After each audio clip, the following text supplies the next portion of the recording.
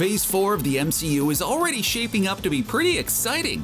But even more exciting is what it seems to be promising for Phase 5. Each phase of the Marvel Cinematic Universe has managed to add new characters and new dimensions to the shared world, opening up new stories and possibilities that would have seemed impossible before.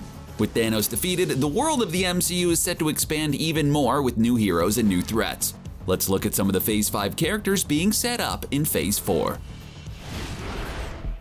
Of course, the most anticipated additions to the MCU are the characters that were previously locked away from the MCU thanks to the nature of film rights. When Marvel the publisher was struggling financially, they held a garage sale for film rights, selling off some of their most recognizable characters. But Disney would not be denied for long. And having bought Marvel, they also bought Fox, that held the rights to the X-Men and the Mutants, as well as Marvel's first family, the Fantastic Four. The Fantastic Four is another team tied to Kang the Conqueror, making Kang's appearance in Ant-Man make some believe that their introduction is right around the corner. On the mutant end of the universe, Wanda seems like she's on a crash course with the House of M storyline that could introduce mutants, as well as Namor himself being a mutant as well as an Atlantean. There are some other hints that Phase 4, whose plans are already set in place by the time the Fox merger has happened, is laying the groundwork for the Fantastic Four and the mutants. The Madripoor flag, Wolverine's favorite watering hole built on the head of a dragon, because comics, has appeared in the set photos from Falcon and the Winter Soldier. However they end up in the MCU, they're easily the most anticipated of the coming MCU. The next big team to join the Marvel Cinematic Universe is the Eternals, with an all-star lineup of Angelina Jolie, Kumail Nanjiani, and Selma Hayek portraying the team of near immortals. Tucked down the cast list, however, is another hero that, like the Eternals, could be the key to the future of the MCU. Played by Kit Harrington, the actor behind Game of Thrones' Knowing Nothing Jon Snow, the Black Knight is a key character in the story of the Eternals. But he's also a key player in the Avengers, even taking the reins of leadership. That's an important role with the power vacuum at the top with the passing of Tony Stark, retirement of Steve Rogers, and Thor taking off to find himself. In the comics, Dane Whitman's time as the Black Knight has been pretty rocky, including having some consciousness move back and forth throughout time and ancestors, something we're likely to see some of when the Eternals makes its way to the big screen. It's likely that whatever threat the Eternals uncover could be what motivates the Black Knight to step up to reform the Avengers and defend the Earth just like the original team did. Blade might be considered one of Marvel's first real success stories. Prior to Wesley Snipes' cult favorite turn as the Daywalker, Marvel had a series of less than inspiring adaptations. Numerous attempts at Captain America fell flat, Dolph Lundgren's Punisher failed to hit the mark, and then there's Howard the Duck. Blade was the combo breaker. Filmed as a low-budget action horror series, Blade solidified the vampire hunter as a fan favorite. Ever since the MCU, fans have been waiting to see Blade join the ever-expanding universe. Last year at Comic-Con, Marvel made their wish official by announcing the casting of Mahershala Ali as the half-vampire blood anti-hero. It's been a long road for Blade. A Blade series was first suggested back in the heady early days of the partnership between Netflix and Marvel that saw success in Daredevil and Jessica Jones. Blade, along with two other members of this list, were set to be the second phase of Netflix shows before Netflix and Marvel went their separate ways. Of the three shows, Blade is the first to be confirmed and cast ahead of its debut on Disney+. Another long-rumored character has gotten the all-important casting announcement that let us know it's coming soon is Bruce Banner's lawyer cousin Jennifer Walters. After getting an emergency blood transfusion from the last guy you want a blood transfusion from, Walters was transformed into the savage She-Hulk.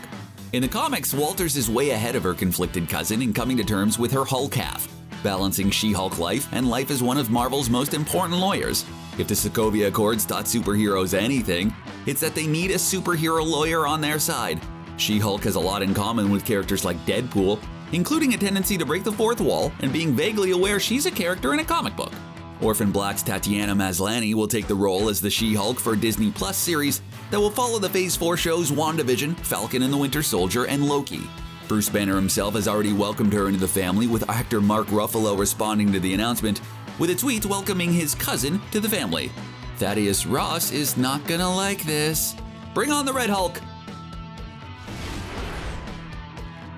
Kevin Feige has not been shy about who is on his wish list of favorite heroes to bring to the MCU. And that's one of Marvel's original characters, Namor. Namor is much more than just the king of Marvel's Atlantis. He's been the ultimate frenemy to all of Marvel's dryland heroes and villains alike. Namor has little love for the surface dwellers of the Earth, But inasmuch as the oceans are part of the Earth, Namor can be counted on to step up and defend it. But seeing as those on the surface haven't been the best stewards of the oceans, Namor has not been shy to take arms against them for it. As Feige's favorite, there has been numerous Easter eggs that the King of the Deep is lurking about in the MCU. A map of hotspots that hinted at the secretive African nation of Wakanda also hinted at a hotspot at the bottom of the Atlantic Ocean. During Endgame, Okoye told Natasha not to worry about a tremor at the bottom of the Atlantic, which might have come back to bite her, as Namor is rumored to be a part of Black Panther 2. True to form, it's not clear if he'll be friend or foe, likely a little of both. After Thanos, fans have been trying to figure out who could possibly top the Mad Titan as the monster at the end of the book for the next saga. One of the characters on a lot of people's shortlist has been the time-skipping Conqueror Kang. While Alexander may have wept because there were no more worlds to conquer, Alexander, he didn't have a time machine. Kang's time-traveling shenanigans have made him a thorn in the side of the Avengers, and in an act of miscalculation himself. Lovecraft country star Jonathan Majors has just been cast as the foe for the next Ant-Man and the Wasp movie, with indications that the baddie he'll be playing is the time-skipping Conqueror. Kang is more than just a powerful foe. Thanks to his mucking about in time, he's also completely intertwined in the Marvel Universe. After traveling in time to impress his teenage self, he instead made an enemy of his teenage self, setting in motion the Young Avengers, as well as being the distant offspring of another anticipated MCU character, Reed Richards of the Fantastic Four. See, it's all coming together, folks! With a series of recent announcements, it seems like Disney Plus will at least try to get us the much-anticipated WandaVision by December. And to make sure our hype is at 100, they've released a new trailer for the show that's full of delightful clues that raise more questions than they answer. One of those gems in the trailer is the appearance of Monica Rambeau. The last time we saw Monica was as Lieutenant Trouble in the Captain Marvel movie, which is no mistake. In the comics, before Carol Danvers took over the mantle of Captain Marvel, Rambeau held the moniker as one of the first Captain Marvels, and one that had nothing to do with the Kree. She's had other nom de superheroes, including her mother's Captain Marvel call sign Photon. Previous leaks and rumors have Rambeau following Nick Fury's advice on flying through space by joining the Sentient World Observations and Response Department, or SWORD. Her appearance in WandaVision hints that she'll be an ever-increasingly important role of the coming phases of the MCU. Joining Blade in the Always a Bridesmaid, Never a Bride for Marvel series is the Fist of Khonshu, the Moon Knight. Like Blade, the vigilante powered by the moon was meant to be a part of the second wave of Netflix shows. That was then, and now the Moon Knight is making another run at the streaming world, with the Umbrella Academy's Jeremy Slater calling the shots. Moon Knight is another character who's intertwined in a lot of the Marvel Universe. He's been an Avenger, both main team and West Coast, a secret Avenger, among other things. Like a lot of Marvel characters, what makes Moon Knight most interesting is not his powers, but his struggles, including a trauma-induced dissociative personality disorder related to his undercover aliases. The former boxer turned CIA agent turned mercenary uses a number of undercover personalities in his detective work, to the point that Mark Spector has started to lose track of which one is the real one. Having an Egyptian moon god riding shotgun in his head hasn't helped. No casting has been announced for the series yet, but that should be coming real soon. The final member of the lost trio of Netflix proposed shows had an even tougher road of will they won't they. The stunt biker cursed with the spirit of vengeance, Ghost Rider, should have joined Blade and Moon Knight as part of a spookier, more supernatural set of shows as a follow-up to The Defenders. Since then, another Ghost Rider made his way to the MCU by the way of another Marvel Entertainment show, Agents of S.H.I.E.L.D. This time though, instead of being the old original Johnny Blaze, or even his long-lost half-brother Danny Ketch, it was Robbie Reyes. Reyes is unique in the pantheon of Ghost Riders, in that his spirit isn't Zarathos, but the spirit of one Reyes serial killer uncle. There's a reason being the Ghost Rider is a curse, huh? Gabriel Luna's portrayal of the muscle car-loving Ghost Rider in the fourth season of Agents of S.H.I.E.L.D. was enough for Marvel to start work on a Robbie Reyes Ghost Rider series for Hulu. That series has been canceled, leading, along with other developments, to suggestions that Ghost Rider will be getting his own Disney Plus series, joining the original trio that included Blade and Moon Knight.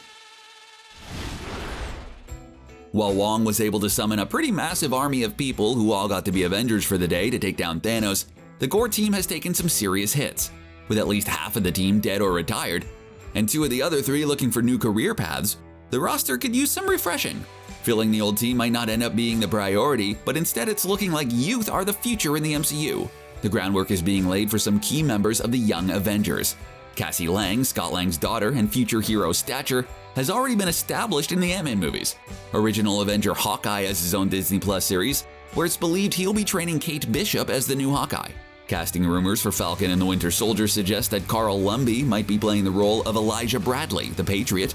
Speed and Wiccan appear as babies in the WandaVision trailer, as the proud parents of Wanda and Vision hold the twins. Even more importantly, there's Kang. Remember how we said Kang tried to impress his teenage self? Well, it went terribly, as teenage Kang hated who he had become and formed the Young Avengers to stop his future self. It's possible that the Avengers movie that marks the transition to Phase 5 will be Young Avengers. Those are the heroes set to make a big splash in Phase 5. Who are you looking forward to the most? Let us know in the comments, and while you're there, make sure to subscribe to CBR for the latest videos in your inbox. Thanks for watching!